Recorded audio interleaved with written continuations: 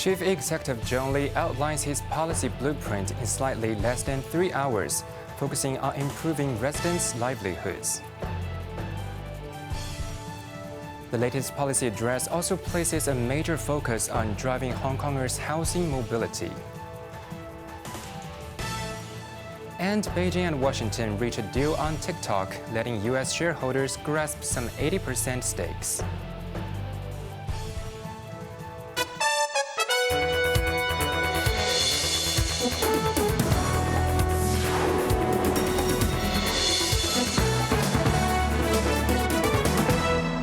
Good evening, you're watching Cable News. I'm Quentin Yang.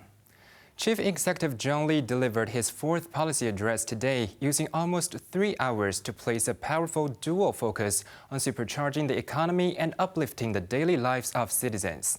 The ambitious blueprint tackles everything from the very first steps of a newborn to the golden years of retirement.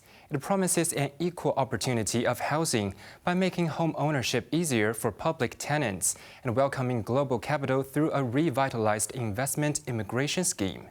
Beyond bricks and mortar, the plan aims to nurture a vibrant talent pool by expanding opportunities for international students and addresses the city's demographic challenges with innovative measures to encourage childbirth and support its aging population. To tackle Hong Kong's persistent housing issues, apart from boosting supply, a key focus of the policy address is helping public housing tenants purchase subsidized flats and enabling subsidized flat owners to transition into the private property market. Cheryl Yun reports. 我哋會將600表嘅配額比例 More units under the home ownership scheme will be reserved for green form applicants who are current public housing tenants or those eligible for public housing. The quota ratio between green form and white form applicants will shift to 50-50. Meanwhile, white form applicants, non-public housing residents eligible for subsidized flats, will receive 1,000 additional quotas under the white form secondary market scheme, with half reserved for young families and single applicants under 40. The share of larger units in subsidized housing projects will increase, and the alienation restriction period, which bans resale of subsidized flats on the open market, will drop from 15 to 10 years. A pilot scheme will allow owners of subsidized flats for over 10 years to rent their units to eligible white form applicants after paying fees, with a quota of 3,000. Additionally, the flat-for-flat scheme for elderly owners will allow seniors over 60 who have owned their subsidized flat for over 10 years to sell and buy a smaller or more remote flat without a premium, freeing up cash for daily expenses. Separately, the Housing Authority will announce redevelopment plans for Ma Tau Wai Estate and Sai Wan Estate this year and will study the redevelopment of model housing estate. Cheryl Yun, Cable News. Meanwhile, the government estimated a demand for 126,000 private housing units over the next decade and will set aside some 2,600 hectares of ready-to-develop sites to meet development needs, including redevelopment projects under the Urban Renewal Authority. To boost urban renewal, 3 measures are proposed, including relaxing the unused plot ratios from redevelopment projects to be transferred across districts to other or new development areas, thereby enhancing redevelopment incentives.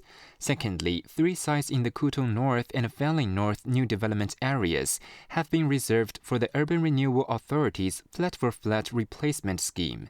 Moreover, the authority will pilot to increase plot ratios for private redevelopment projects in 7 designated areas, with the additional plot ratio permitted to be transferred for use in areas such as the North District or to offset land premiums.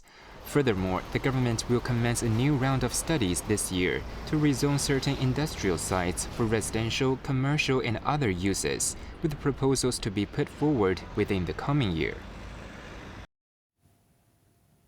To lure greater capital inflows, the policy address further loosens the requirements for investment immigration, lowering the threshold for residential property investment with immediate effect. Under the refined capital investment entrance scheme, the maximum residential property investment countable towards the total investment amount remains at $10 million, but the transaction value threshold for one single residential property has been lowered from $50 million to $30 million. Meanwhile, the investment cap of non-residential real estate counted towards the minimum investment threshold is raised from $10 million to $15 million. Relaunched last October and has been refined twice since then, the CIES has received some 1,900 applications as of the end of August. If all get approved, they're expected to bring about $58 billion of capital into the city.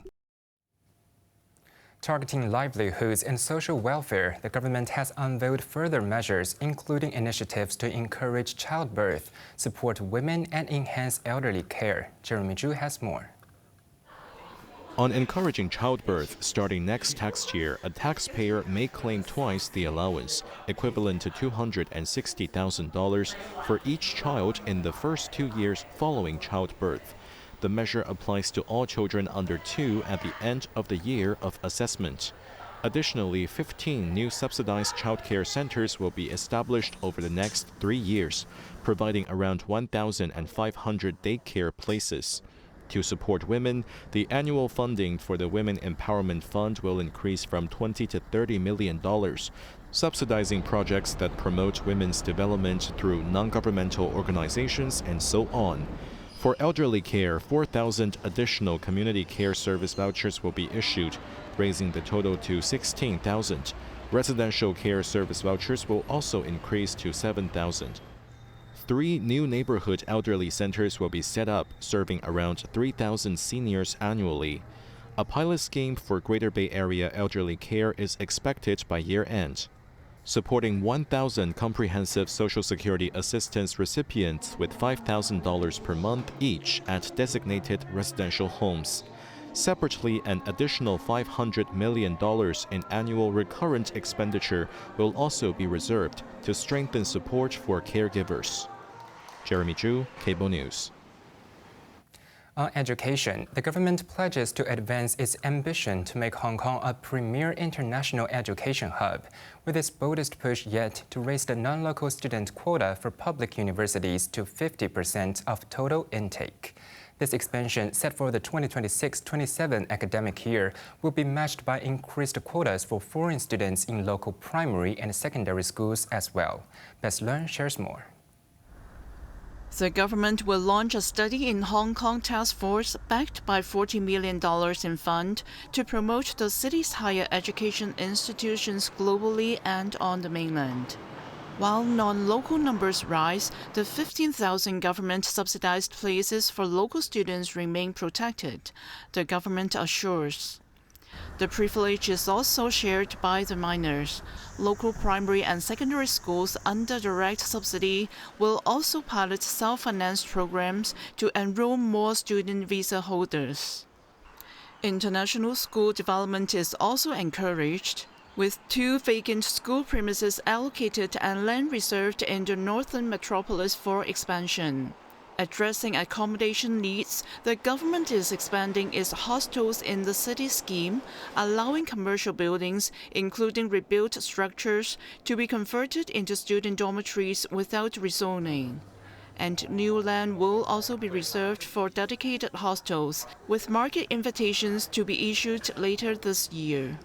Additionally, $2 billion has been earmarked from the Quality Education Fund to support digital education in schools.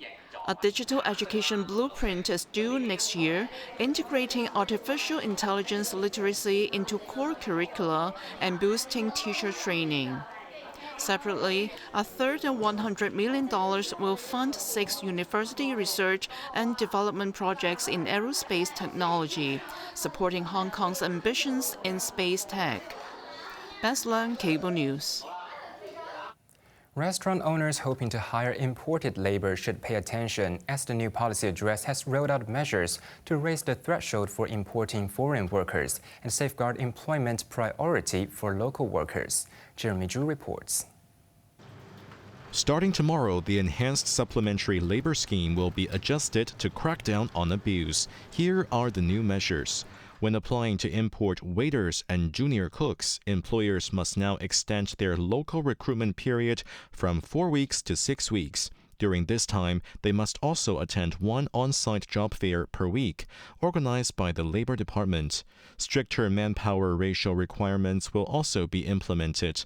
The current full-time local employee to imported labor ratio of 2:1, previously calculated based on all positions, will now be assessed per applied role.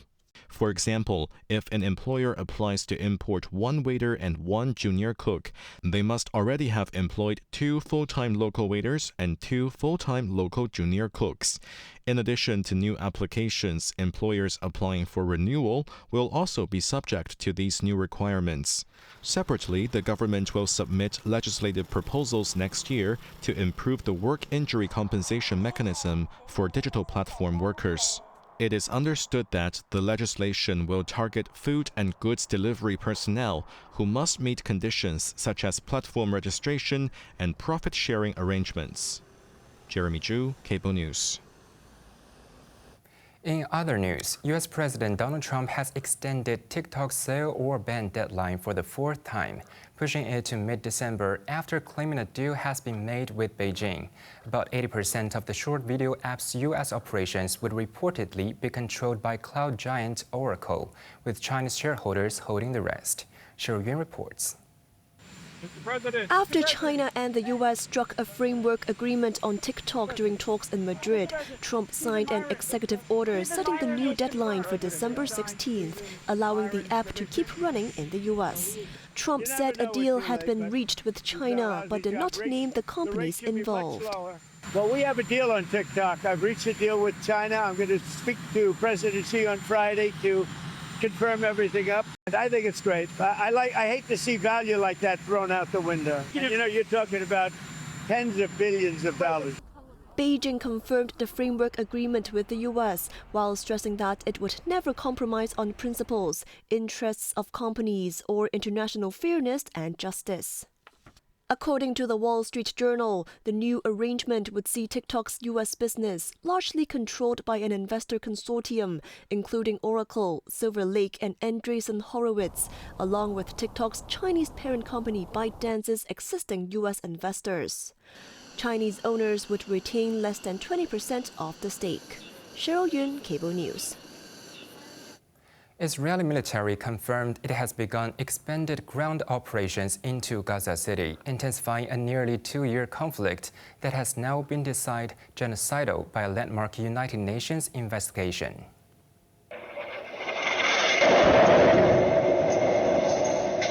The operation, which began overnight Tuesday, involved tank units and remote-controlled armored vehicles pushing toward the city center amid intense airstrikes.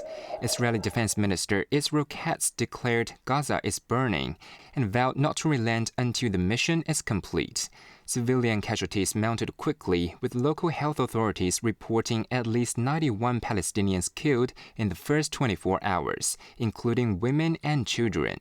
The assault has forced thousands of residents to flee south.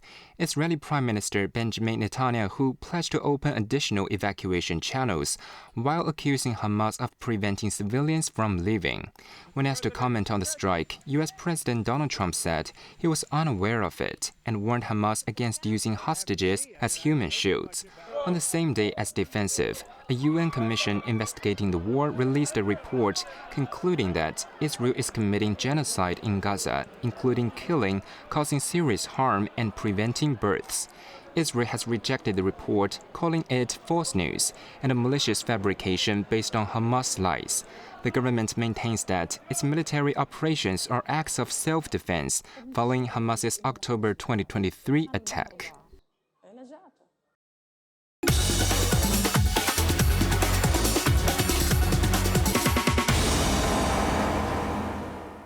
Now let's take a look at the stock market. The Hang Seng Index surged 469 points. Top active stocks of the day: Alibaba was up $8.10. Tencent was up $16.50.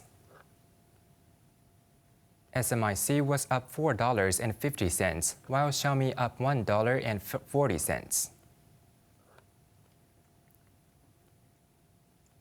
On to the weather now. Mainly cloudy with a few showers and isolated thunderstorms. Very hot with sunny periods during the day. Temperatures will range between 28 and 34 degrees. Moderate east to northeasterly winds.